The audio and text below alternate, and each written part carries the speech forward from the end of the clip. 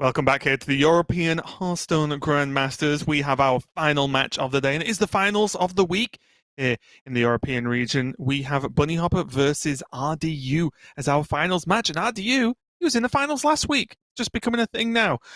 So we do see both warriors are going to be banned out, and Sotol, both players bringing, I think, across the board is not the most common decision, at least in Europe.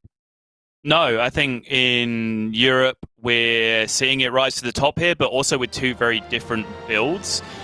Two quite unique builds as well. It's not like, one build is the weapon-based version with Steel Dancers, and one build is the weapon-based version with like Sinister Strike and extra damage that, you kind of see on ladder all the time. RDU has a deck here that we've labeled Aggro Rogue, but it's kind of a unique build that he's running that no one else really seems to have. And Bunny is playing this kind of Burgle Rogue that we have seen a few players running. Originated from the China server very early in the expansion, and a lot of people started adopting it and playing it on ladder. Bunny seems to have fallen in love with the deck to some degree because he does seem to keep jamming it and keep bringing it. But the two rogues here are certainly a big story. But Raven, as are the two priests, which I do believe, yet again, are going to be our opener here as we go into a priest mirror to kick things off. Yeah, and just taking a quick glance down at these lists again, RDU does have that animated broomstick in his list, and as does Bunnyhoppor, so they both have access to some of these tools. They do look like fairly similar lists as well, so it's going to be almost a true mirror based on what these players are bringing, and it is going to, I think, lead the way to how this matchup is going to play out. The differences are, though, the winner of the Priest Mirror, historically, mainly yesterday, seemed to have a great handle on the series afterwards. But because both these players are bringing, although different rogues, I do think this does open it up a little bit more. Because even if Bunnyhoppor can get a win and then force RDU onto his rogue and or mage, then even if Bunnyhoppor loses with his priest, then I think his Demon Hunter is very well positioned to even sweep the other two decks. I think the priest is actually by far the hardest one for his Demon Hunter. So I think just looking at it overall, I think I do like Bunnyhoppor in this matchup once all the pieces fit together. But for this priest mirror, well, we're just going to have to wait and see. We are indeed. But a reminder, RDU is the Priest Mirror killer, based on what we've seen so far. He's been the one person that's managed to be able to get this done, not get it all the way through to fatigue. He is 2-0 on Priest Mirrors on stream, having actually achieved lethal via killing your opponent in both of them, which has been somewhat unique based on the games that we've seen broadcast so far. Yeah, and maybe fearfully so that Bunnyhoppor is not the best Priest Mirror victor we've ever seen in Grandmasters, as taking a win yesterday was quite the feat. And that is not me saying Bunnyhopper's bad at Priest by any means. It's just historically he has lost a lot of Priest mirrors. Yep. So yeah, pretty funny that these two players are going to clash with these records going on here. But already Bunnyhoppor, do you think the consideration was ever Soul Mirror as a keep there, or is that just a throw? Is it just a throw as in throw it away from your mulligan, or is keeping Soul Mirror just a throw? Yeah, a throw it away from the mulligan. I did realize how I phrased that maybe did not lend to the best response from you. As are most things I say, actually. Yeah, I mean, I don't know. If you just want, the response you're aiming for talking to me, I mean, you've got the wrong person, I'm afraid.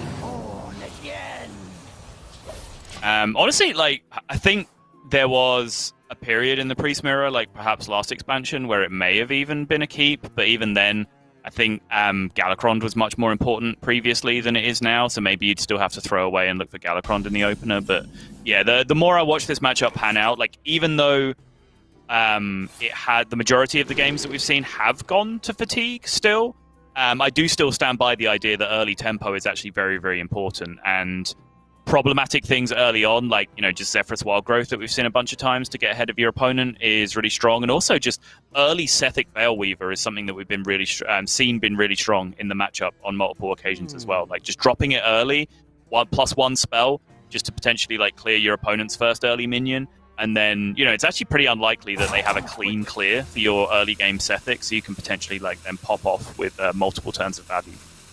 Well, Sol, my mind is already blown, because RDU passed on the Zephyrus into Wild Growth play, and I have to believe that Madame Lazul is the reason? It seems like he wanted to play the Lazul on 3 anyway, and if that's the case, then why ramp? You know, if you're not going to wild growth on curve, why bother? Do you agree? Do you think the Lazul is worth this? I certainly agree with your analysis. I think that is the reason why these things didn't happen. And personally, yeah, I mean, honestly, the amount of wild growth surprised me initially when we were just kind of seeing it every single priest game, and this kind of seemed to be the ubiquitous strategy from all players. So yeah, to me, I think curving out here into Lazul does seem pretty powerful. I think particularly in priest mirrors, a lot of key cards will be kept in the mulligan, making Lazul pretty high value early on. Yeah, and I'm even just trying to take a glance here. It's pretty difficult just because of the nature of Highlander lists being long. But I actually think both players are running card for card the exact same list.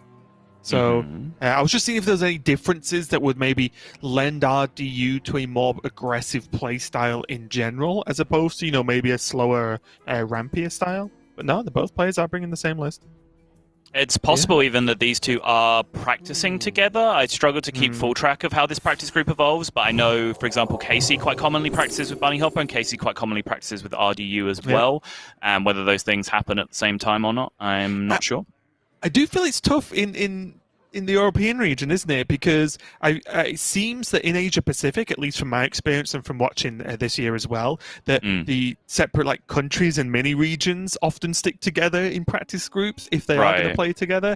In Americas, it feels like they're almost fixed practice groups, at least again, just from my surface knowledge. But in Europe, it is. There are general groups, but that players do seem to dip in and dip out with every other week. Tempo, tempo, tempo, says RDU. Very early apotheosis. Not that it particularly needs to be saved for anything late game. I just mean landing it this early is going to cause Bunnyhoppor bit of an issue, actually. He doesn't really want to just leave a 5/5 on board to let him just hit every single turn.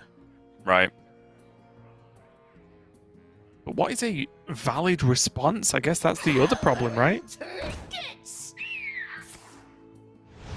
Oh, the screech that Sethik makes just gets me every time. I know. It is so jarring, and I don't even mean like it's a bad sound effect by any means. It is just, it says something, then screeches at you like a velociraptor, and I just don't expect it, but it happens every single time. Sorry, I didn't mean to give you false expectations. You weren't amusing me that much. I was giggling to myself at the Lazul scheme your guy and generate Shadow Word Death, which doesn't work anymore. Like that's just top tier trolling from the Sethik Baleweaver. And I'm just gonna assume you were actually just laughing at what I was saying anyway, so it's fine. Okay. We're both winners. King Mukla. Don't see that every day of the week. Yeah. Vintage Zephyrus. This guy's toast.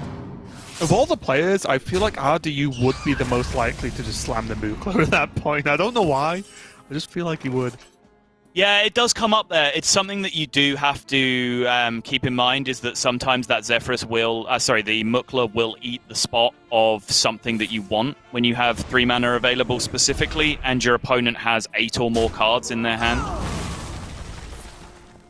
Because Zephyrus does apparently just really like burning your opponent's cards. I would argue that that's something that it's probably overvaluing just a little bit. But in the meantime, Bunny gets a cute little play going as he Shadow Madnesses the Zephyrus to make it die on his side of the board, and then rips the Raise Dead to gain access to a Zephyrus that he hasn't had yet. His natural version of Zephyrus is still in his deck, but he is the one that got it in his Raise Dead pool, which is doubly relevant, because not only does he get one now himself from his Raise Dead, but we see RDU also has the Raise Dead in his hand on the other side. Yep. He's going to be missing that one unless he can steal another one back and kill it off, or steal one from hand if he generates a Lazul again somehow. It all just start to get a little bit crazy from, this kind of point in the game when the steals are already happening. Even though there's no Cabal Acolytes available right now, there is the Cabal Shadow Priest, the original, as minion steal from way back in the base set of the game.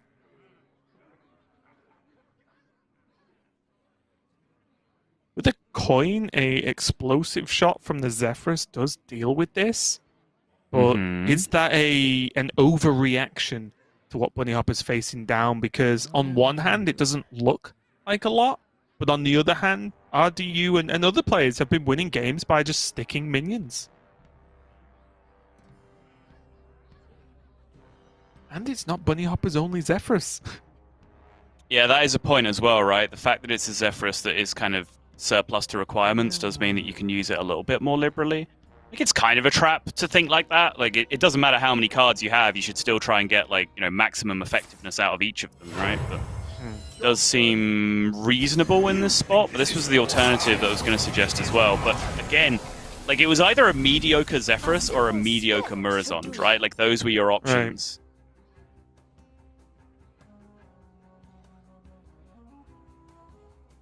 I guess the way I was viewing it is the expectation that RDU would have a decent turn afterwards to then maybe get the Murozond off the turn after as a response. But yeah, it does kind of just maybe even just play out the same regardless of which way around you do it. I mean, this is just sick, though. Yeah. This is a Reduced really by good steal. 6, Cabal Shadow Priest. Insane tempo swing. Even the embalming that can be played this turn. Yeah, it's fair. The only thing he has to worry about, and this is why I like the embalming not on the 2/8, is because it's the only 2-attack minion on board right now, a Cabal Acolyte plus any spell would steal it, as opposed to it having to be, you know, the Wave of Apathy lottery, so to speak. Yes. So I do like not playing the embalming on the biggest minion, which generally looks like the best minion. It could have maybe gave Bunnyhoppor the present back if he did that.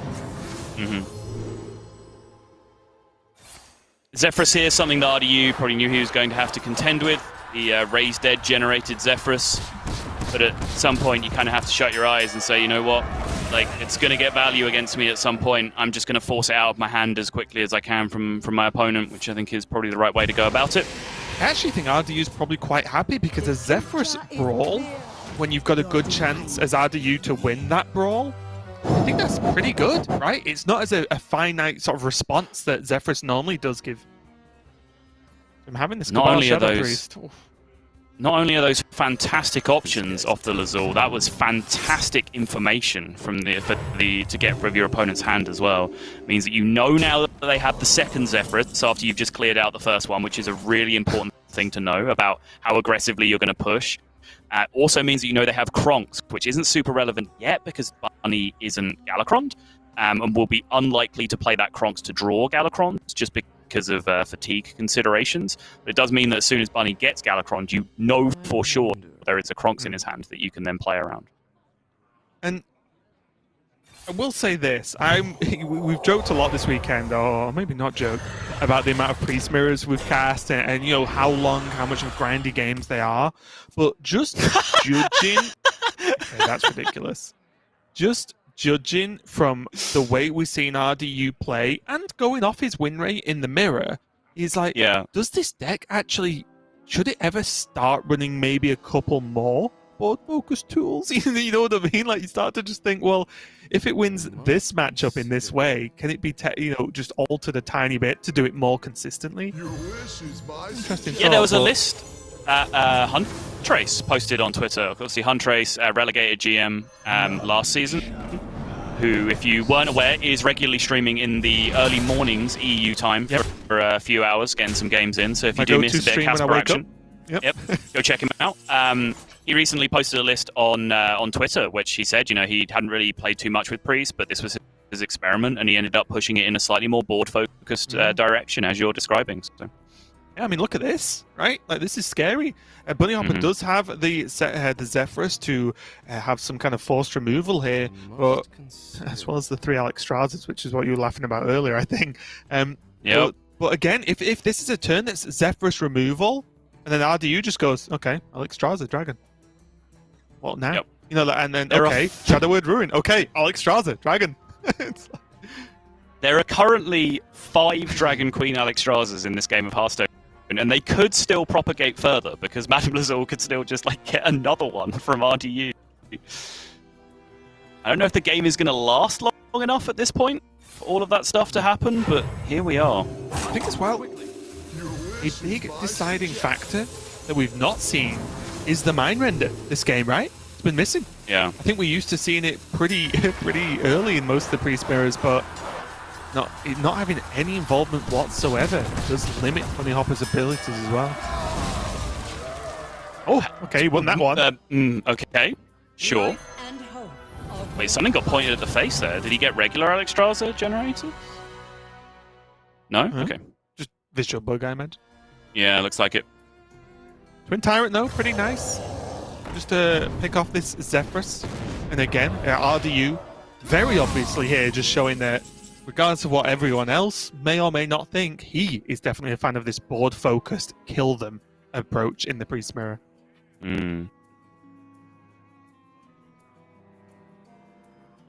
Huge outcome for Bunny, though, honestly. Winning that brawl, the 1 in 7 or whatever it was for his own Zephyrus to win, is enormous here, because just the difference between an extra 4-5 smacking him in the face that turn and not is night and day in terms of how much freedom he has this turn to operate. Yeah, and also I think I actually undersold the dragon from RDU there as well. Not only did it kill the Zephyrus, but it is going to dodge the Shadow Word Ruin, right? Yeah. So it's just a 4-10 just sat there like, well, okay, I'm going to hit you every single turn now. And these, I think, are not what Bunnyhoppor was really hoping for with this Lazul. Yeah, it kind of shows where he's at in the matchup right now, that he ends up taking Radiance. I did wonder whether there was much of a consideration for Shadow Word Death and Kronks instead. And hope Galakron helps get you there going forward, but definitely a scary point here for Bunnyhoppor, as RDU is going to continue to put the pressure on. He does get to deal with the Alexstrasza and put one in, what's that, the 6th Alexstrasza, I guess, is in that card right now. Yep. But RDU continues to have the initiative on board. Wait, is this just a great Soul Mirror?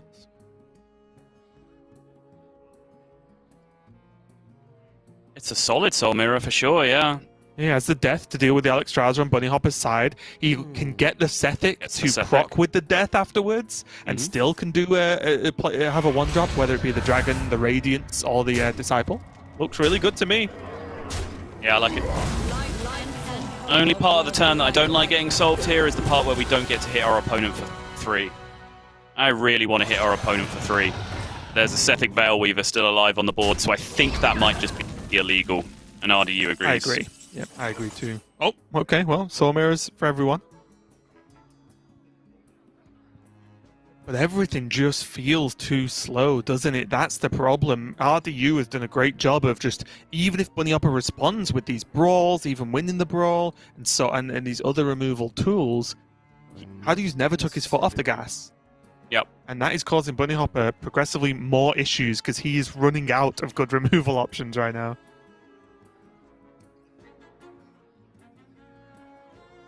And his hand just costs too much. He can't do enough of it, can he? I must consider. He doesn't have anything to effectively pair with this Soul Mirror in the way that we saw RDU do on the previous turn, which does usually end up being pretty important in Priest Mirrors. Soul Mirror, Shadow of Death, Soul Mirror, and Breath of the Infinite kind of business. Usually ends up being pretty effective. I do like the Kronks here, though, because whether you think Galakron is going to save the day or not, you can't just heal and pass. You need a minion on board to at least make RDU think if he has to clear it or not. Right. It is definitely a panic button, though, because that means that even if Bunnyhoppor now restabilizes, he's flipped the fatigue counter to the point where he's now the one drawing first. Yep. So he kind of now has to A, restabilize, and B, actually find a way to initiate winning the game. And Reaver, huge pickup though, just snipes the Kronks for 1 mana and continues to pile on the pressure here. And it is just getting worse. Soul Mirror does clear most of the board up. You can pair that with the Radiance and a heal to just certainly not die from this 4-8 and maybe a buff. So I think, again, that's what Bunnyhoppor has to do. But the problem is, Next turn, he doesn't have Soul Mirror because he's used it. So he is just running out of removal options, and he knows that RDU has at least one strong play in hand with that 1-mana dragon, which is, Dragon X, I guess, as far as Bunnyhopper's aware. Interesting. Does the hero power heal always go face there as well? Not better to try and protect your minion, like at least pose a problem to RDU? Yeah, I think if there was no Radiance, I would have said yes. But maybe with the Radiance as a bit of cover, yeah, maybe it could have gone actually to the minion. But then RDU could heal his own. Yep. I mean, you can do that anyway, don't get me wrong. This hasn't unlocked the ability for RDU to hero power his own minion. It's just how effective it is. RDU has options here. He can slow down, or he can just maximum push yet again. The Murazon Soul Mirror yet again, just to clear out the 4/4, generate another 8/8 of his own, and he can drop Nozdormu alongside that as well, just for yet another huge board. I think I like this. Just get the Temple Enforcer down, get the trade-off, get the Nozdormu down. Yep. Just what is Bunnyhoppor supposed to even have left at this point? It's just like chain removal for like 4 turns in a row. Use 2 Zephyrus, a Soul Mirror, some spot removal. I don't think RDU's expecting Bunnyhoppor to have anything to deal with this board again.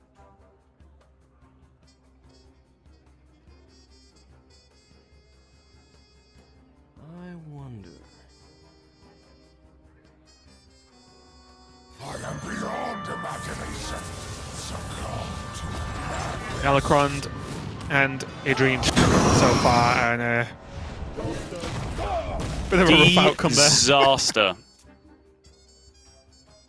So 12 damage on board. Bunnyhoppor on 19. So still a little bit of work to do. But once again, is this just getting progressively worse for Bunnyhoppor as time goes on?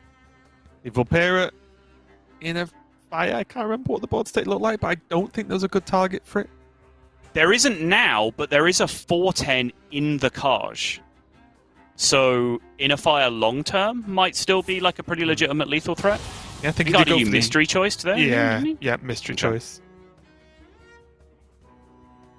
Double Thought Steal, not going to get him to anything too crazy, but the Ooze could just come down as just another minion, threatening that little bit more damage. And why not? Yeah, just keep up this pressure. And the good thing is, RDU just has Murazond waiting in the wings, right? If Bunnyhoppor has some kind of incredible turn to flip this around, he just goes, okay, I'll do that turn as well, thank you. And at worst, it would keep it even, which is still positive for RDU with his health difference. Bunnyhoppor You can see how Nazari. completely uninterested RDU was in the value game there, because in a lot of spots, you'll see one player Galakrond and the other player use up their Murazon to get the Galakrond from the opponent, but that's just absolutely not what that game state was about. Again, RDU just needs to invite all of the other GMs around to his place, properly socially distanced, of course, and teach them a thing or two about killing people in priest mirrors for the benefit of everyone. Because you said that he was setting a speedrun world record for killing priests. He's also doing it in the no Galakrond % category, because both of the games today, he's actually just straight up beaten up his opponent with no Galakrond available, and that one. Like, Bunny's Galakrond wasn't really a relevant factor anyway, but in the previous series, Bly's just had multiple turns of Galakrond where he was hero powering, building up value, and it just wasn't a relevant factor in the matchup. Like, RDU was just able to stampede through with tempo and just beat his opponents up. And I guess that's the point as well, right? If you judge it by saying, I want to play tempo, I want to use my mana to keep pressuring the board, well, Galakrond doesn't pressure the board, and even the hero power generating minions to pressure the board costs 2 mana every turn, if that's the way you want to look at it, right? So I actually think if we live in a world where we've decided that that's the way you win the Priest Mirror is with tempo on board presence, then Galakrond, in a weird way, might actually be a bit of a hindrance in your hand if you can actually, say, swap that Galakrond card for, a minion draw or a kind of tempo play instead. So we'll see how this progresses. I don't think Priest is going anywhere anytime soon, so we've got plenty of time to see some more Priest play. But for now, we are going to go into this game number 2 of the finals of this week of the European Hearthstone Grandmasters. Bunnyhoppor going on that Demon Hunter to line up against RDU's Priest. Yep. Yeah, I mean, the dynamic is still really interesting, though. I know we've moved on to a different game, but I am kind of finding it fascinating.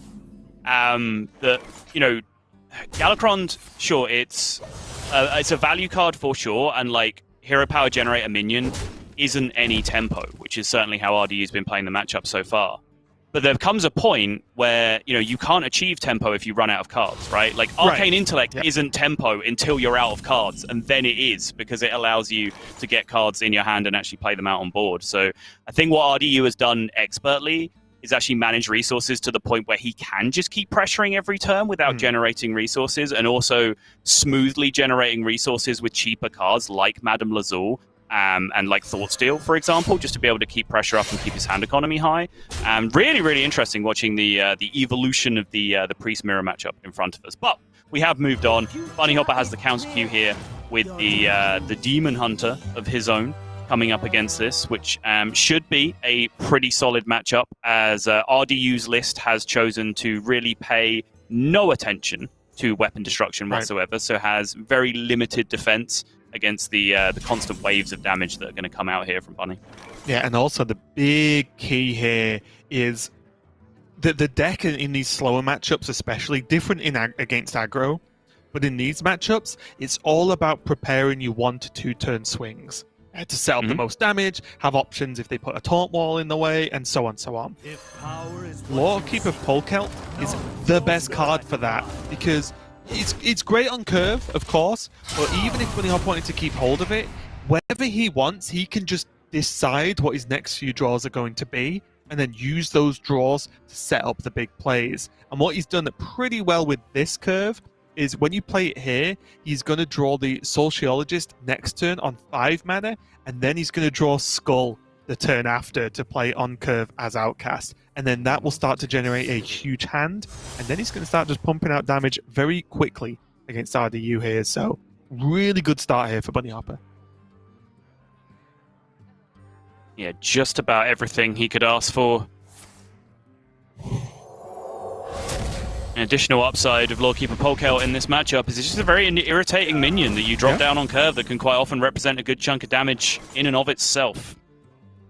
Yep, it's just good. The only, again, interesting part now is I don't think Bunnyhoppor will want to Chaos Strike this turn, even though, you know, Hero Power Pass kind of sucks, but I think he wants the Skull off the top next turn to guarantee it to be Outcast, right? He doesn't want to pass another turn later.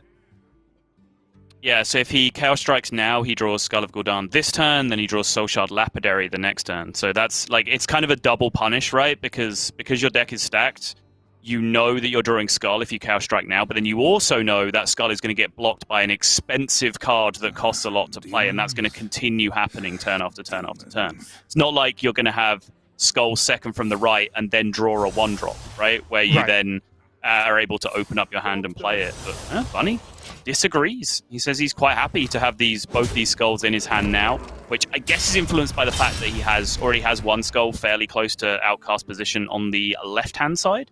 So he's figuring by potentially he can just play one of these for straight-up card draw anyway, and then move on with his life and still potentially get the second one Outcast later on. Yeah, and my question about this is it gives him the best turn then, and you are quite right, the Skull being on the left is decent, but not only does it make him miss the Skull on curve, it makes his Lapidary cost 5 and not 2. Yeah, which is also a fair. big deal, because 2 mana gain 5 attack is pretty sick, whereas 5 mana, of course, is much more expensive. So that's just my question with that. It has lined up quite well that you can go Lapidary Hero Power now to kill the Acolyte. So don't get me wrong, the turn still looks good, but it is more than just missing the Skull. It's then the interaction Skull has with the rest of your curve, as long as you haven't shuffled those fragments in. Yeah, so I was kind of curious as to whether his plan was like Lapidary Blade Dance, not this turn he's just played, but this turn coming up now, to then unlock the left-hand side of his hand with the Blade Dance, and then he has the Skull to curve out from there, which is what ends up happening. Like, if this is the plan from Bunnyhoppor, I think this is, you know, pretty inspired. You can see how smoothly this actually plans out through his turns. Yeah, it's turned out really well, and as you mentioned, the Skull on the left means that no matter what now, he has a very strong turn next turn, because Sociologist is a great card against Priest because they don't often have a clear answer to it. Even if they Soul Mirror, yes, it's a direct answer, but the Priest has gained nothing from that exchange apart from just the turn progresses. Right. But I think at this point, when Bunnyhopper's pushing so hard, I think the Skull's actually going to be the big payoff pretty soon here, because he can just start to pile together the Marrow Slicers he's going to start hitting now that the Lapidaries are gone, which is again is a ton of damage. There is Kane. There is the Magtheridon, which is arguably the whiff, or maybe even not so bad with a Shard Shatter Mystic already in hand. And I really liked that that was a turn where RDU stopped and thought and assessed and really looked at the situation, because that was a turn where there was a ton of revealed information about the game state. Because you saw Bunny go Lapidary off the top on the last 2 consecutive turns, you know in his 4-card hand that 2 of those cards are Skull of Gul'dan and 1 of those cards are Sociologist. Yep. So there's only 1 mystery card. You also know that on your opponent's next turn, they're almost certainly playing Skull of Gul'dan because they have 2 of them in their hand. There's a good chance they've set one of them up as an outcast by this point. At which point, you know exactly what their draws are. They're going to draw 1 of Kane, Double Marrow Slicer, Magtheridon naturally, and then they're going to draw the other 3 discounted. Right. So I think that was the longest turn that RDU actually took to consider there, which it was a difficult turn on his side. Obviously, committing to Galacrond is a big break point in the matchup. But then, obviously, he has to all of that information that he can potentially process and log and note down whatever he wants to do with it if he would like. Right, and this was a huge, important turn from Bunnyhoppor as well, because now the deck is reshuffled, redone. It's just a randomized deck once again because he's shuffled Soul Fragments in with the Marrow Slicer. Yep. And at surface level, you might think, well, now the deck's all messed up. That's good, because now that he's drawn these cards, Bunnyhopper's next draws were like Vulpera, Shard Shatter Mystic, I-Beam or Aldraki Warblades. Those are not Twin Slices, which is basically what he wants to draw. So actually, the fact that he's messed up the deck is actually good for Bunnyhoppor, and that's why, as you were giving the the great breakdown of RDU's hand reading and turn taking, I was sat there going, you should definitely play this Marrow Slicer, Bunnyhoppor, because all the cards you want now aren't going to be drawn otherwise. So I do like this, and it is just a nice thing you have to keep an eye on, is managing the deck once Polkel and Soul Fragment start to interact. Right. And there are some matchups where this kind of play that Bunnyhoppor has made here with the preemptive Magtheridon, there are some matchups where it can be punished by like a Shadow Step or a Transform effect or something silly like that, which means that the warders never end up dying. Priest, generally not one of them, although I hesitate to say that there's anything a Priest can't do if they really put their mind to it. Well, already now, RDU has made this a little bit more difficult for Bunnyhoppor because he has buffed one of the 1/3s. Yeah. I grow impatient. Could just go for double Shard Shatter, as I believe he does have multiple Soul Fragments in the deck. He does. He has 2. So he should be fine if he wants to go for that. The problem is, it's a lot of commitment for a 12-12 that then could just get death. I know it's easy for us to say staring at a death in RDU's hand, but it is quite a slow turn for Bunnyhoppor there. I did even wonder if he's considering just a Skull of Gul'dan instead, even though it's not going to reduce the cards down. Because like I said, he's really fishing for those Twin Slices right now. Yeah, I mean, the thing is, there's an Apotheosis minion on the board, right? So he kind of has to kill that minion, first and foremost. So if he's killing that minion, he might as well kill the other warders as well, right? Because the must-kill minion is just a warder to begin with. Right. So I feel like either way, you're having this kind of turn. It's just whether you wanted to put the damage into the minion and give the extra healing over at the cost of a Shard Shatter, or whether you wanted to just potentially do what Bunny did, sacrifice a little bit of damage just to preserve some resources and build yourself a bigger board. I do like this a lot more, though, just because it does preserve that second Shard Shatter and does something a little bit more proactive instead. Yeah. But this is getting towards that fear factor, as Demon Hunter does have a finite amount of damage. And RDU's on 20 now. There are no Twin Slices in Bunnyhoppor's hand yet. And the longer that goes on, the lower the chances are that he can actually burst RDU down. He might not have it. There's now the Radiance in RDU's hand too.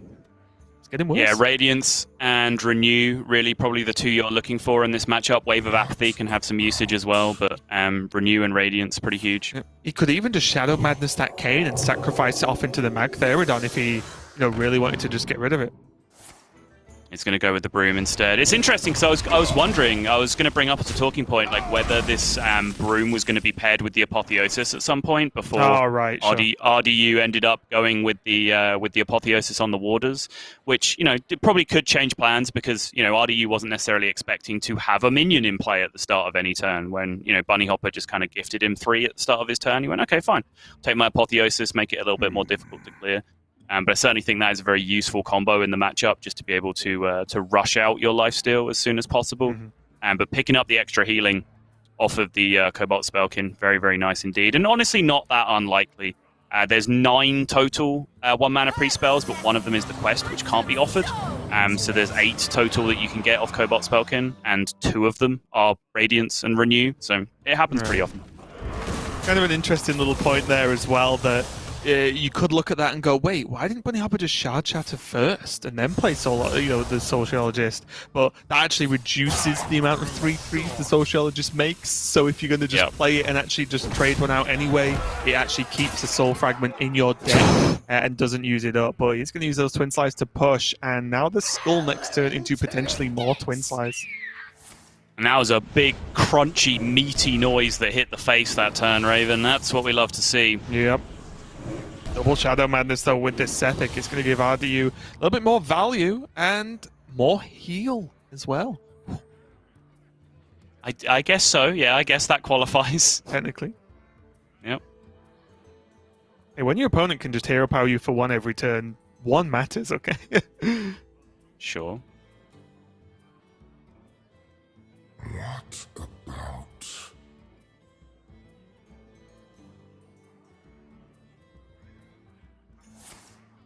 How are you playing with the idea of Raise Dead this turn? Is that ever a thing? I think he was just like whether the Holy Ripple was just enough, whether there was any way he could like also cycle the Forbidden Words this turn for more additional spells, whether it was just Radiance and pass and trade, or whether it was worth the hero power. Essentially, he coined hero power that turn, even though it looked like he coined Radiance, which is a weird thing to do in a lot of situations, right? It's not really like standard Hearthstone to coin hero power. And here I imagine we are going to see the... Oh, okay, this is nice. Yeah, this is really good ordering. The Shard Shatter uses up another fragment, because if you draw a fragment with Skull, it kind of messes everything up. So you do want to Skull of Gul'dan into your own cards and not shuffled cards, but that is a whole lot of nothing. Air. Absolute air. And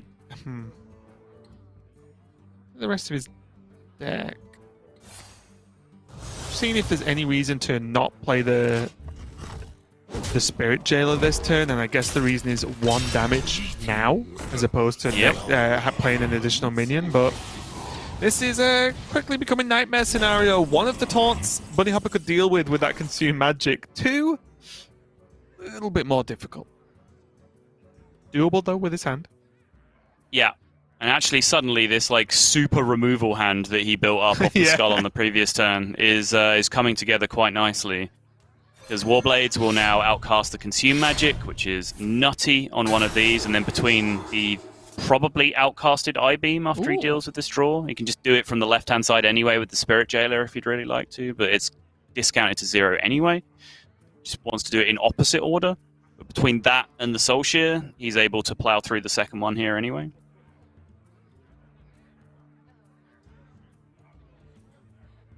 I grow impatient.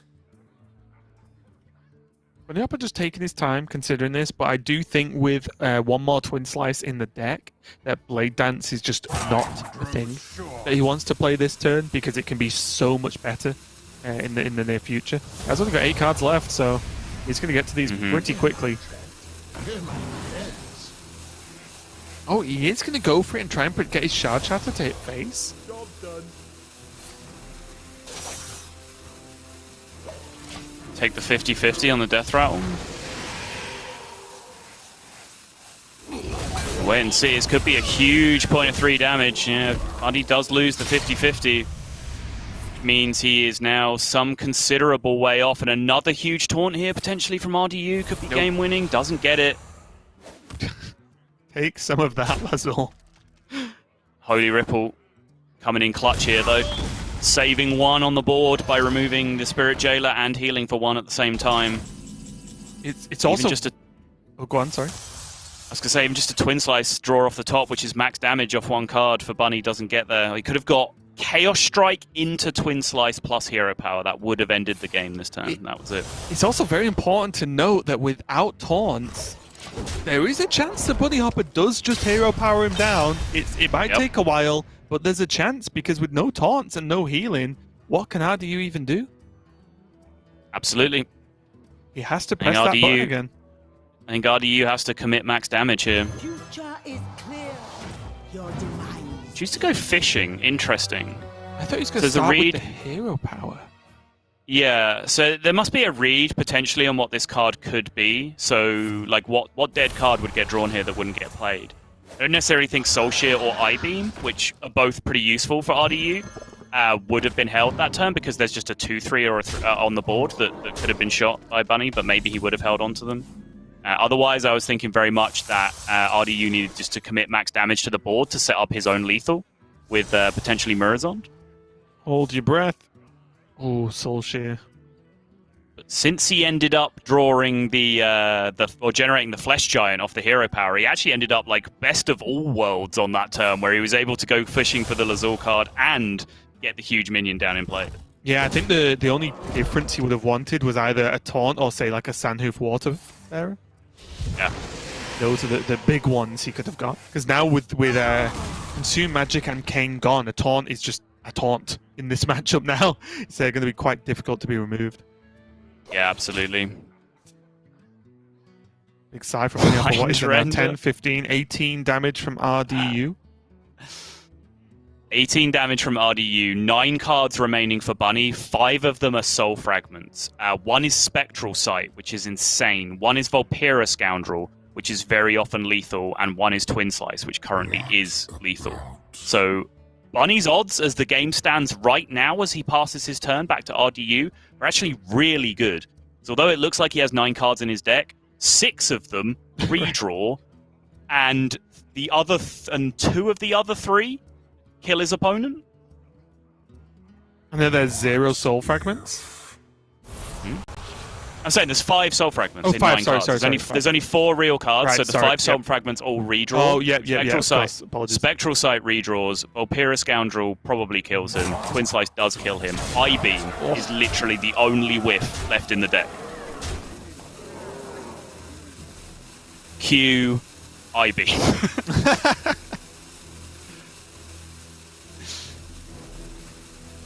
Really close game. They don't normally go this close. He's not going to let him have an out. Love it. Oh no! Absolute disaster. I love it. I love everything that happened here, though. I mean, I'm not like, okay, RDU got blown up by the Zephyrus at the end. Like, I'm not in love with that part. But that whole spiel that I was going through, that's all information that's available to RDU as well, right? So he goes through that same process. He goes through everything that I just went through and says, geez, the only card Bunnyhoppor can draw next turn that probably doesn't kill me is I-Beam. I just can't let him draw a card next turn. Therefore, you Mind Render so he draws a card from your deck instead. It's absolutely the right play in that scenario, but I think RDU just got blown up for it. Yeah, on the flip side of that, right, you know, the only card he could draw to survive, or Bunny could draw, was the I-Beam, right? And on the other side of that, I think the only card to draw he could have got from the Priest deck was Zephyrus to actually win the game there and then. So super unfortunate for RDU, but as you said, a great recognition of the point of, well, if you just give him the deck, then he isn't going to draw lethal. Really cool ending to that game, and I think Bunnyhoppor got away with that one. It was very close, but it did look like RDU did just get so close to having the final say. Oh, crazy game. Yeah, and so now both priests have bitten the dust. It's Demon Hunter up to bat for Bunnyhoppor, and RDU has his mage and rogue left. Now, personally, I'm of the opinion that Mage is a pretty sucky matchup to go into Demon Hunter with. I think Demon Hunter is pretty solidly favored in that matchup. It's interesting because our GM stats actually disagree with that. Right. Mage is currently ahead in GM, whereas on ladder, if you look at ladder data, it's a pretty clear edge for the Demon Hunter overall. Certainly my experience, mostly from the Mage side, but a little also from the Demon Hunter side. Comes out to say that's a pretty solid matchup for Demon Hunter as well. So yes, no great surprise after RDU went away, took a moment to compose himself, pet his dog, whatever he needed to do to chill out after that tilter. He's come back and he has messaged the admins that he is queuing up aggro rogue, which absolutely does not surprise me at all here. Yeah, it doesn't surprise me, and I may be alone in this fact, but I think Demon Hunter's absolutely fine, if not great, versus Rogue as well. Almost any form of the aggressive Rogue. So not so much Bunny's list. I don't have much experience playing Demon Hunter against like the lists that Bunny's been piloting today. But against the quicker Rogues, I think Demon Hunter's absolutely fine. I think the matchup, I'd go as far to say, is good for the Demon Hunter because they have multiple ways to clear off these boards. There is, namely just the Shard Shatter and the Blade Flurry doesn't care about stealth, right? It just doesn't care. So it can, drawing even just one of those can just break the early Rogue aggression. And then Demon Hunter starts to just get on top of the game after that, at least in my experience. So I'm excited to get into this game and see how it goes between Bunnyhoppor and RDU here.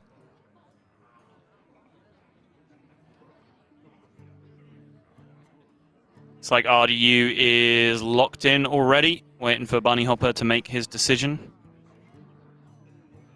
Yeah, it is important just to note, in case you've not seen too much of this deck from RDU, although, this is, aggro rogue, stealth rogue, whatever you want to call it, it is not weapons, right? It doesn't run any of the actual weapons in the deck. The only weapon you're going to see, and most of the time at least, is going to be the hero power weapon. So the Ooze, not a surprise whatsoever as a throwaway there from Bunnyhoppor. Yeah, very interesting indeed. And actually, when I talked about how maybe, Bunny's rogue, maybe it gets adapted a little bit down the line to where, Secret Passage drawing Eviscerate feels like a powerful thing that you do want to take advantage of. So maybe you kind of get this hybrid version where it's value generation, but you do sometimes draw Reach as well. Mm-hmm. I'm realizing now that I'm kind of describing RDU's deck when I say that, right? Because that's kind of what he has. He has halfway between the stealth minions and the burst damage, and the value generation combined with Greyheart Sage, Secret Passage. He's kind of right in the middle in that, you could argue sweet spot. And I already told the anecdote of I have tested this deck a fair bit, but my experience with the deck just really didn't tell me anything because I was just objectively low rolling. I was running out of cards every single game, could not draw Greyheart Sage or Secret Passage to save my life. So I really just don't have a good handle on how this list performs because I just really couldn't get a fair sample of games under my belt. Yeah, no, and that's fair, right? Because there is, I feel, so many rogue lists knocking around. One weapon, two weapons. The full aggro weapon rogue, just the self-sharpening swords. This sort of the secret value rogue that Bunnyhoppor was playing. This list, the steel dancer, so on, so on. Like, there's so many different versions. It is hard to get a good handle on it this early in the game. But Bunnyhoppor's getting a good handle on this, at least this early in the game. Not letting these minions run away too much, and having that Eldrazi Warblades to at least blunt some of the damage he's going to take.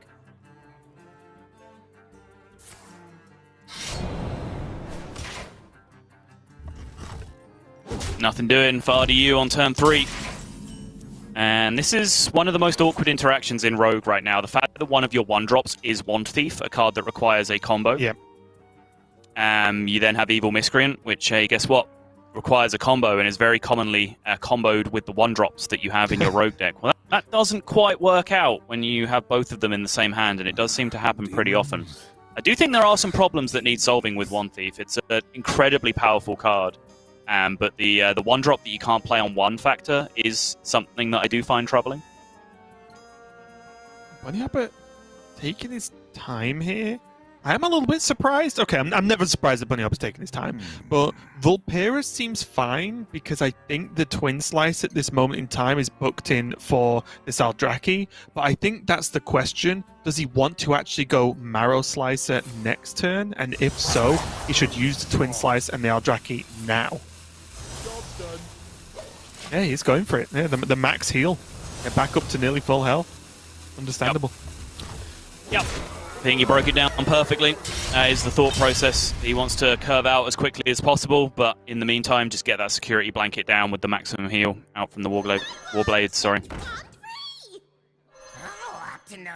Yep. It's a little bit ugly. It's got to be done.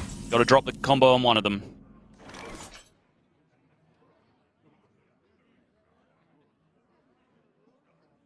Also, I do feel Rogue does struggle with a sociologist as well, if it can land safely, but normally with the minions having rush, it can. But Bunnyhopper's got to get there first, and that's the trick. Marrow Slicer does clear off this miscreant pretty simply. But do you think Bunnyhopper's looking at this Vulpera in any reasonable way?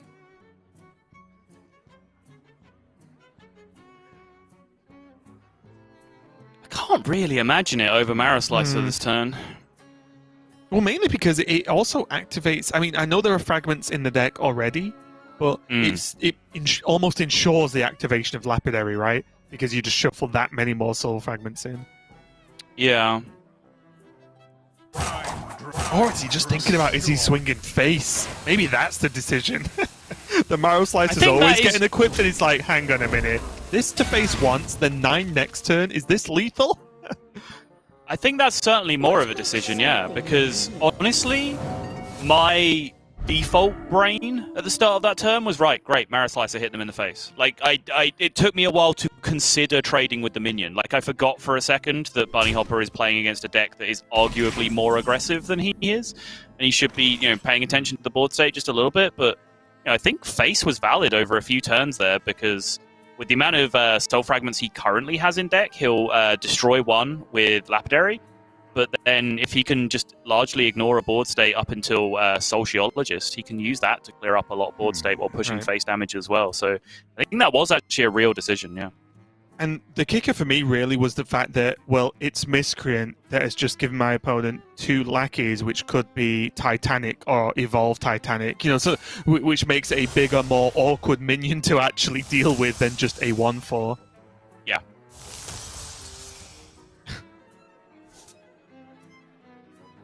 Sometimes you get those back to back.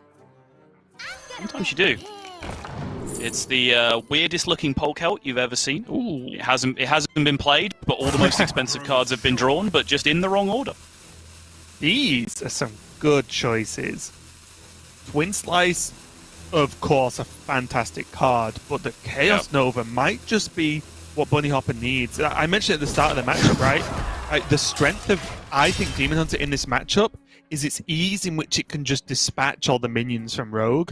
If you're going to give them even more tools to do that, I think it just neuters the Rogue deck way too much. So I do actually like the Chaos Nova, even though there's a little bit inside of me that dies a bit when I don't see a Twin Slice get picked up. This Dalaran Crusader is an absolute monster, though. Divine Shield? Ooh, is he going to lose the Divine Shield, or is this lackey buff just purely a +1 attack?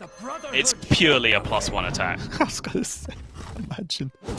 Value trade. It's like he's putting it on the Dalaran for that exact reason, right? The fact this is the minion that isn't going to die to a Blade Dance, to a generated Chaos Nova, whatever it might end up being. Like, this is the one he wants to have extra attack. This is the one that's going to stick. Yep, and now this is looking scary. Only 1 damage off lethal here for RDU, and you saw that eviscerate before I did, and RDU is going to take the victory. Only needed 1, well, taking 4 to take this game. 2-1, sorry, up over Bunnyhoppor now. Wow, that game ended very, very quickly. I tried to bring it up as quickly as possible because you were kind of, it seems pretty easy to kill a lot of their minions. I was like, there's a monstrous Divine Shield thing over there that cannot die, that is going to really, really hurt over a couple of turns. And the fact that RDU could support that with the Edwin Van Cleave turn, similar to what we saw Bunny before, where it was the questing plus the Edwin turn that just monstered out the game. Obviously, smaller minions involved, but similar concept of just if I can stick 2 big things, it's going to be way, way, way, way, way too much. But honestly, the fact it was such a sticky minion off the Jandis pool, like that's what really ended it there for Bunnyhoppor, because that Divine Shield is just a disgusting thing for that Demon Hunter to have to deal with. Like, what do you do? How do you beat Divine Shield? Yeah, you don't, consume magic, I guess, is the best plan. This does mean that Bunnyhoppor does have his rogue left, and that's what he's going to have to battle back with against RDU. But just again, I don't know how much you've even seen this matchup, as both lists are fairly unique. But what's your take here? Is the value and kind of generation style of this Bunnyhoppor list enough to take down the more aggressive version and harder to deal with stealth version of RDUs? It's interesting, and I haven't seen these two exact lists play against each other. I've only played with RDU's list in that testing session that I was talking about. Bunny's list I've played a lot more, but certainly never come across a deck exactly like RDU's while I was playing it. So the only way I can theorize this is, potentially both decks are going to have similar openers, where it's a few minions, a few generated cards getting made, some 1/2s, some miscreants, some lackeys. And then we're going to get to the secret passage part of the game, and Bunny's going to draw more value, and RDU's going to draw more burn. And which of those is more impactful in the game state? And I think it's likely to come down to just who gets hold of the board first and who gets a better start. Because if RDU gets hold of the board first and can be aggressive, him cycling into burn off secret passage and Greyheart Sage could be huge for him, because it can just end the game and essentially just skip this entire mid-game nonsense of back and forth that Bunny wants to activate with all of his value cards. If he can't, he might just get ground out by the value rogue on the other side. Yeah, one thing I'm looking forward to is seeing if and how RDU chooses to deal with the secrets, mainly the plagiarize. Because obviously, when it's not a mirror with mirror 30 cards, but the same class, then I feel like it's almost even more powerful, because look at the decks, right? If RDU has a big turn into plagiarize, it's giving Bunnyhoppor a bigger turn, because he's also rogue that can utilize all of these cheap cards to interact with the board in the game. So that is going to be pretty interesting for me as well. But RDU is going to start with Spy Mistress and a Greyheart Sage in his hand, so it's looking good on his side of the board. Hey, at least you don't activate their vendettas, though. Am I right? No. Yeah. Complete no sell? Okay. No, sir. Yeah. I'll give you a hard. Okay. Seems fair. Early questing here could actually be not here as in this turn, but an early questing in general could be a little bit difficult for RDU to deal with. He isn't playing the secret package, so there's no blackjack stunners, but there are 2 saps in the list somewhere for RDU. So both players again do have answers to big threats. It's just if they have them in time.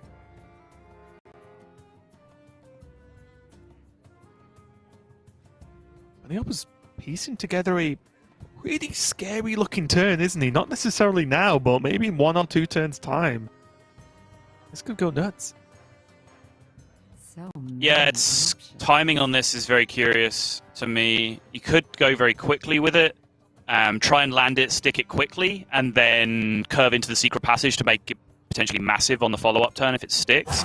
Or you can slow roll it a little more and maybe try and play it in the same turn with a potential blocker, drop it and Cult Neophyte at the same time, so you're kind of blocking out some of the punishes coming back at you, make Sap more expensive, for example, make it an uglier turn. He's tempoing out the Cult Neophyte. I would imagine he might just be going a little bit quicker here, based on, or depending on what his next couple of draws are. Yeah, even right now, you can already see questing, coin, 1 thief, prep X as a reasonable turn. Exactly. Even this early, which just lines up very comfortably. It doesn't even mean Bunnyhoppor has to overcommit. Oh, there you go. He could prep plagiarize even.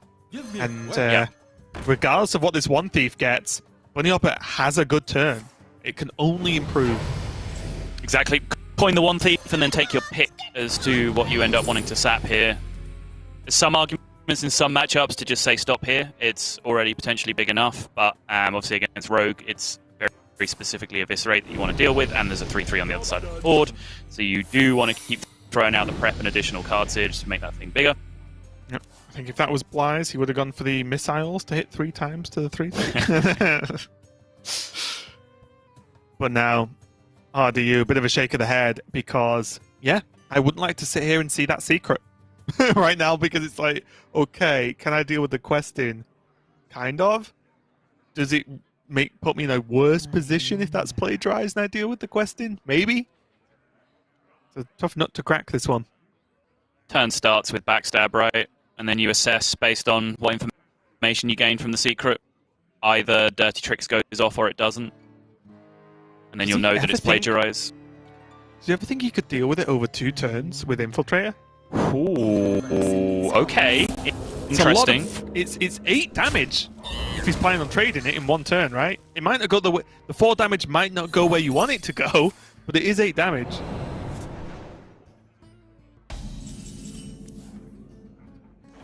And Bunnyhoppor with the response of Infiltrate Lily.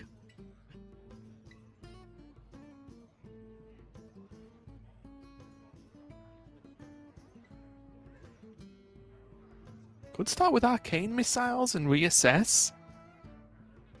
But it does remove the option for him playing his own Lillian, and maybe he wants his Lillian there to be an additional target for RDU's Death Rattled version.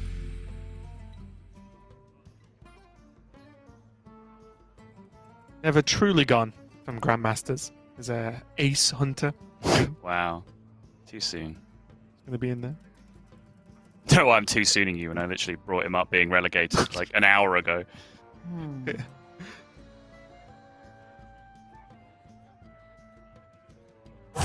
Choose soon. Does he have a queen trade with the question? It's okay, right? Yeah, I was looking at that. It's kind of not bad. interesting. It's kind of interesting. That's what I was into first and foremost. Because now, like, worst case scenario, you're 3-drop, like 8, their 3-drop and their entire 4-drop, and you're still ahead on board with tempo. Like, obviously, you first things first, you kind of want this questing to just go nuts and end the game. But in that scenario, you come out pretty far ahead. But actually, RDU's recognition here of just playing minions into the questing and not dealing with the card is actually a really, really strong play there, and not one that I would have spotted immediately myself, and has ended up in a much stronger position because of it. Fantastic recognition from RDU. These are situations I found myself in a lot. I haven't just naturally ran into a lot of Ash Tongue Slayer on ladder. But when I have, oh my, I hate that card. It is so good. Like, look at that turn.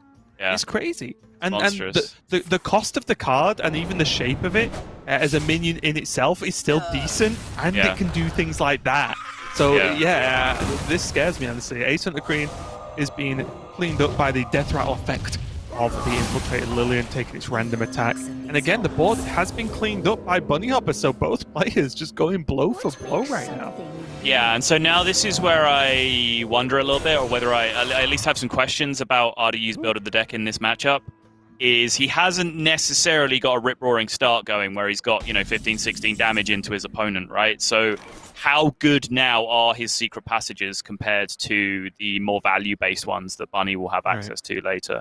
And not to mention, he still has plenty of value generation he can hit himself. He does still have, Miscreants in there, Second One Thief, all that kind of good stuff, to be able to pick up. So he does still have plenty of value generation himself, just not quite to the same level that Bunnyhoppor's deck does. So RDU does need to be looking to end games here.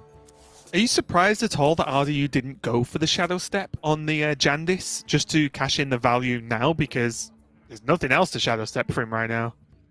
He does have 2 secret passages in his hand, though, right? Which, potentially that will... I know you can't secret passage and then use a Shadow Step you already have, but you can secret passage to refill your hand with all kinds of sweet stuff that you can then, bring back into your hand for the following turn to actually get value out of Shadow Step. So, I agree with you in that I think Jandis is a very, very good Shadow Step target, and I certainly would have considered it very strongly. But my understanding of this deck is certainly not on the level that RDU's is. But, my inclination there would be like, I need to stick boards here and get repetitive damage into my opponent with minions. So Shadow Stepping Jandis seemed like the #1 way to do that. Right. And that is just funny. Jandis getting the same minion twice. Yeah. I actually haven't seen that yet. Anyway, RDU does have to go for his secret passage too. Organ Okay, he can Infiltrator. Shadow Step and he can secret passage and Shadow Step stuff. Yeah, that's very fair. Oh, Ash Tongue Slayer double Neophyte Shadow Step? Sorry, Radu, I'm afraid you lost that 50-50, my friend. Yes! It's so overpowered having the same minion twice. It is broken, yeah. Oh, that's just funny. It's just the key to a good Jandis. Muzzle their magic. Where do you like the Shadow Step going here from RDU? Because there were arguments for all of these minions, honestly. Choose soon. You could also say no and just draw a Shadow Step later. That's also a legal option. Not really something that I've ever done, but it's something that occurs to me as a thing. Like, is the third nerf to your opponent's spells really that powerful here? I'm not sure. I guess it makes a second secret passage terrible. Is that fair? Yeah, no, that's very true. Like, knowing Bunnyhopper's low on cards, RDU did have, or does have the option of back-to-back secret passage. But, you know, if Bunnyhopper has that too, then that really just locks it out. It just sucks if he goes for that secret passage. Bunnyhopper going to go for that Jandis. Not quite as good as his previous one, which I guess we could say is a fair outcome of two Jandis. One being good, one being meh. Oh. Okay. And Cleave. There's Eviscerate there. There's Shadow Step, even the Delinquent. That is not looking so bad at all for RDU. I wonder. But where does it all go, Raven? That's the question, because he can go for a Shadow Step on the Neophyte to go for an additional, you know, negative effect for Bunnyhopper next turn. But if he does that, then the Neophyte can't, or one of the Neophytes can't trade. He does actually have the mana to Shadow Step the Van Cleef, right? Just for a raw +2/+2. Right, but there's no reason to do that over doing it on the Neophyte, right? Like, you still play two additional cards, and one of them just improves your odds. It improves your, I just meant like, nerfs your opponent's spells. That's what I was saying. The only thing is you can't trade with both Neophytes. Right, that's all. right, That's sure, the only consideration is whether you need to trade with them or not. That's fair, yeah. There was the option to throw them both away and still get Van Cleef as big. I do like the secret passage, though, while we're sort of arguing over Van Cleef sizes. Just get them out and measure them. It's always the solution. Yep. Cheeky Fireball there as well. Pick up for RDU, which is pretty nice. I felt like half that turn happened when the rope ran out, but it does mean RDU has locked it all in pretty nicely. And now Eviscerate, Fireball, and the Delinquent as a fairly cheap activator for that Eviscerate. I mean, it has the Fireball anyway, I guess. It's a lot of damage. It's a build your own Pyroblast. Yeah, agreed. And I came into this with genuine curiosity about, you know, how a more burn-based deck would focus. You know, two decks with similarities, but RDU just tilted a little bit more towards damage. And right now, seems like Secret Passage into damage is looking pretty powerful.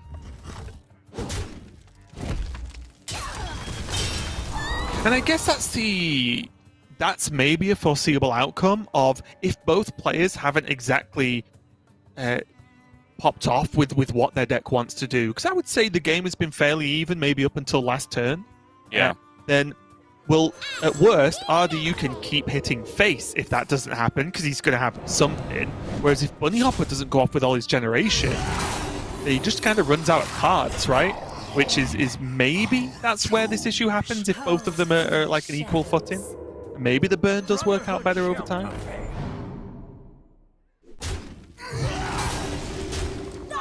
Bunnyhoppor has drawn his second secret passage now, though, as RDU has had the ability to play both, and therefore is winning on board because he's just had more cards to play with. Bunny's going to lead Tricks here first and then go with the secret passage. He still has two Blackjack Stunners remaining, but only one secret, so he needs that secret in play first. There's an arguable punish where you draw Shadow Jeweler Hanar off the secret passage, and you just don't get any secrets. But A, you wouldn't have had access to that secret anymore anyway. B, Blackjack Stunner on this Edwin Van Cleef is far more important than anything else right now. So making sure you set that up is the most important thing you can do. So what? At the moment, 18 damage from RDU. Doable? Yeah, 11 on board, 6 from the fireball, 1 from the dagger. Was that a step? That's an eviscerate. That's an eviscerate for 22. Yep, looks like it adds up to me, and this is one turn where the Rogue Secret makes no difference whatsoever. As the burn gets there, the Fireball gonna go, the Eviscerate gonna go. As I mentioned earlier, a little bit of a different timing, but a build your own Pyroblast is gonna help RDU take this game and take the victory over Bunnyhoppor. His Rogue being the victor over Bunnyhoppor's more focused, value-focused one. RDU takes it. He wins for the week, and he banks a ton of points yet again. And for someone who did not have the best season earlier on this year, a second place and a first place has flipped that on its head a little bit in Season 2 so far. Yeah, and I'm be interested because I haven't actually seen RDU play any Constructed on stream this season. I believe I do watch his stream a lot. I just haven't really caught it since he's been practicing any Constructed on stream. But I know he is a player that really does feel like he fluctuates in various metas. He talks about that in Battlegrounds and in Constructed, how he feels like he understands this meta really well, but didn't really get a grip on this other meta. So I would really be curious to hear his thoughts on whether he feels like he's in a better position in this meta game than he was in the previous one, because the results certainly seem to be backing that up. But it could just as easily be variance, and you'd get that answer from him instead. I know TJ did recently put out an interview with RDU that I haven't had a chance to catch. So if that question is asked and the answer is given, I apologize. But if you're as curious as I am and you haven't checked out that interview either, do go check it out, because he is our champion, and who is more deserving of your time right now than the Week 2 champion and the beautiful Adonis of a man that is TJ Sanders. Yeah, and that does, I believe, I'm going to go out on a limb here and say RDU is going to make Division A, because a second place and a first place pretty certainly gets him there. He's done. So he is going to... It just does, right? Yeah. He is going to be feeling fantastic with the result of today. Going to be comfortable, or a bit more comfortable, in Division A. But just a note on what you just mentioned, Saul, I do push everyone to go and watch those interviews. There's one with Muzzy as well, which is very cool to watch. I watched that on Tweet Out the other day. So yeah, make sure you catch up, because I do believe we are planning to do some more and get some more sit-downs with some of these players in these trying times, of course, but we are doing our best to bring you some of the players' thoughts on the tournament and other stuff as well. So definitely check those out. But so Week 2's done. I feel like we're flying through Grandmasters Season 2, but any final words before we throw it over to Americas? Yeah, first off, RDU is now absolutely the king. Blythe is washed. Forget about him. RDU now clearly the best player in Europe. That's just how things mean. He's going to get all the hype now. I'll be calling him a god on Twitter instead of Blythe. That's just how this all works.